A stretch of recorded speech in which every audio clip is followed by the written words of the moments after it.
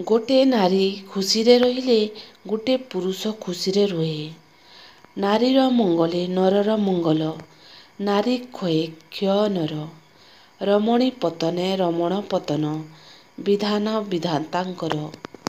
ସ୍ତ୍ରୀ ଖରାପ କାମ କଲେ ତାର କର୍ମଫଳ ତା ସ୍ୱାମୀକୁ ମିଳିଥାଏ। ସ୍ତ୍ରୀ ଭଲ କାମ କଲେ ତାର କର୍ମଫଳ ତା ସ୍ୱାମୀକୁ ମିଳିଥାଏ। ନାରୀ ପଣତରେ ଥାଏ ଧର୍ମ। ପୁରୁଷ ହାତରେ ଥାଏ କର୍ମ। ସମସ୍ତଙ୍କୁ ସାଇରାମ ଆଶା କରୁଛି ଭଗବାନଙ୍କ କୃପାରୁ ସମସ୍ତେ ବହୁତ ଭଲ ଭାବରେ ଥିବେ।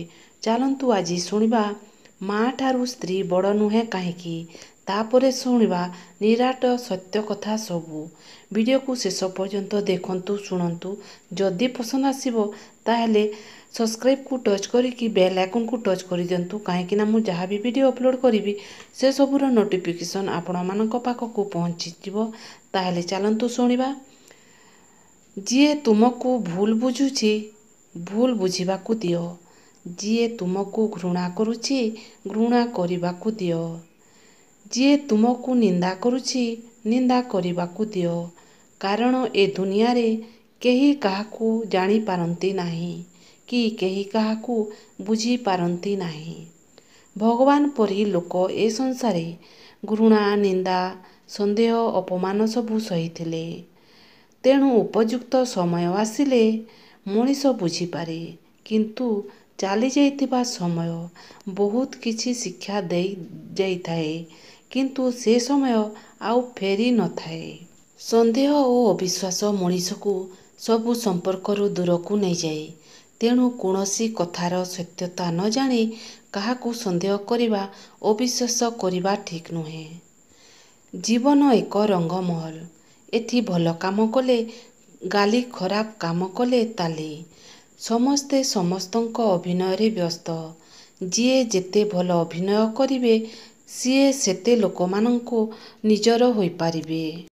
ଜୀବନରେ ଅନେକ ଆସିବେ ଅନେକ ଯିବେ ହେଲେ ବାପା ମା'ଙ୍କ ଭଳି ଶୁଭ ଚିନ୍ତନ ଆଉ ଦେଖାଶୁଣା କରିବା ବାଲା ମା'ଙ୍କ ଭଳି ଭଲ ପାଇବା ଆଉ ଯତ୍ନ ନେବା ବାଲା କେଉଁଠି ବି ପାଇବ ନାହିଁ। ଅଜବ ଦୁନିଆ। ଏଠି ଯିଏ ସତ ଓ ଭଲ କଥା କୁହେ ସେ ଶତ୍ରୁ ହୋଇଯାଏ ଆଉ ଯିଏ ମନ୍ଦ ଓ ମିଛ କଥା କୁହେ ସେ ମିତ୍ର ହୋଇଯାଏ। ମା' ଠାରୁ ସ୍ତ୍ରୀ ବଡ଼ ନୁହେଁ। ମା' ଜଣେ ନାରୀ ସ୍ତ୍ରୀ ମଧ୍ୟ ଜଣେ ନାରୀ କିନ୍ତୁ ମା' ଠାରୁ ସ୍ତ୍ରୀ ଆଜି ନୁହେଁ କେବେ ବି ବଡ଼ ହୋଇପାରିବ ନାହିଁ।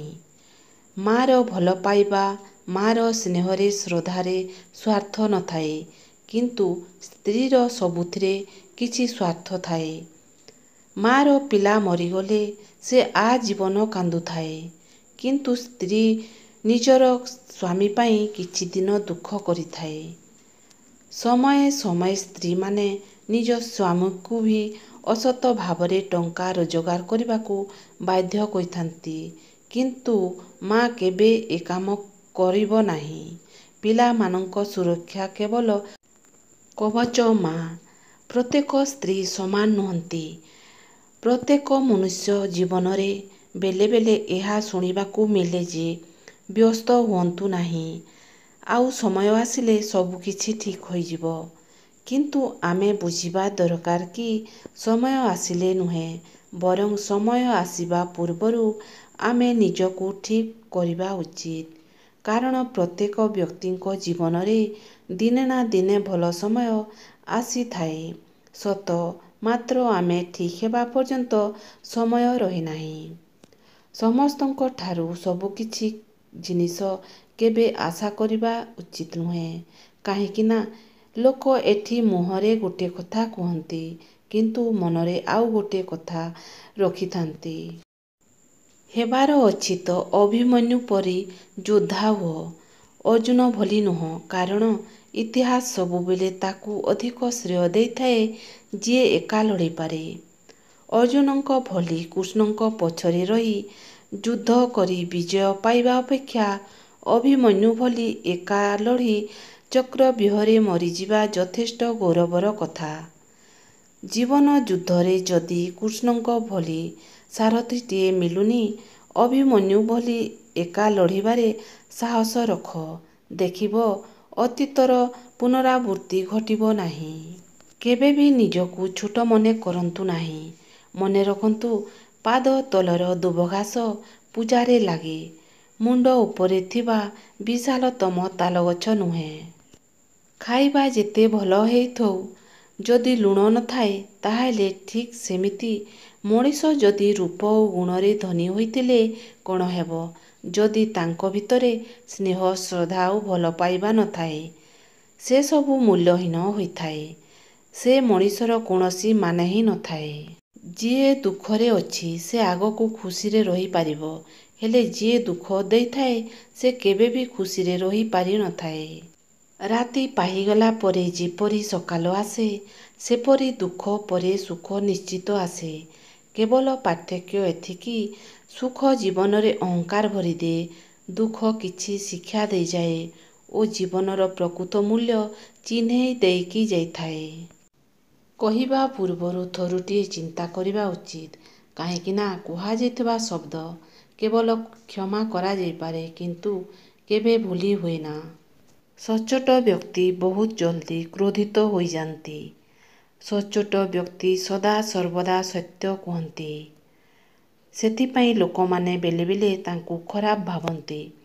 ସଚ୍ଚୋଟ ବ୍ୟକ୍ତିଙ୍କର ବହୁତ କମ୍ ବନ୍ଧୁ ଥାନ୍ତି। ସଚ୍ଚୋଟ ଲୋକମାନେ କେବେ ବି ନିଜର ବଡ଼ିମା ପ୍ରଦର୍ଶନ କରନ୍ତି ନାହିଁ। ସତକୁ କେବଳ ସତ ଭାବରେ କହି ଚାଲନ୍ତୁ, ଦେଖିବେ ଅତି ଭଲ ସମ୍ପର୍କ ଭିତରୁ କିପରି ଶତ୍ରୁତା ବାହାରି ଆସିବ।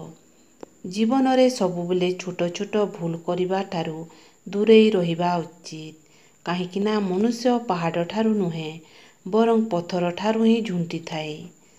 ଗରିବ ହେଉ ବା ଧନୀ, ଅପମାନର ଯନ୍ତ୍ରଣା ତା ସମସ୍ତଙ୍କ ପାଇଁ ସମାନ ହିଁ ହୋଇଥାଏ। କାହାକୁ କେବେ କଷ୍ଟ ଦିଅନ୍ତୁ ନାହିଁ କି କାହାକୁ କେବେ ଅପମାନିତ କରନ୍ତୁ ନାହିଁ। ଯଦି ଆଜିର ଭିଡ଼ିଓ ଆପଣମାନଙ୍କୁ ପସନ୍ଦ ଆସିଲା ତାହେଲେ ଲାଇକ୍, ସବସ୍କ୍ରାଇବ୍, ସେୟାର କରନ୍ତୁ ବନ୍ଧୁ। କାହିଁକିନା ସବସ୍କ୍ରାଇବ୍କୁ ଟଚ୍ କରିକି ବେଲ୍ ଆଇକନ୍କୁ ଟଚ୍ କରିଦିଅନ୍ତୁ, କାହିଁକିନା ମୁଁ ଯାହା ବି ଭିଡ଼ିଓ ଅପଲୋଡ଼ କରିବି ସେସବୁର ନୋଟିଫିକେସନ୍ ଆପଣମାନଙ୍କ ପାଖକୁ ପହଞ୍ଚି ପାରିବ ଆଉ ଆପଣମାନେ ଦେଖିପାରିବେ, ଶୁଣିପାରିବେ। ତାହେଲେ ରହୁଛି। ଓଁ ସାଇରାମ, ଜୟ ସାଇରାମ।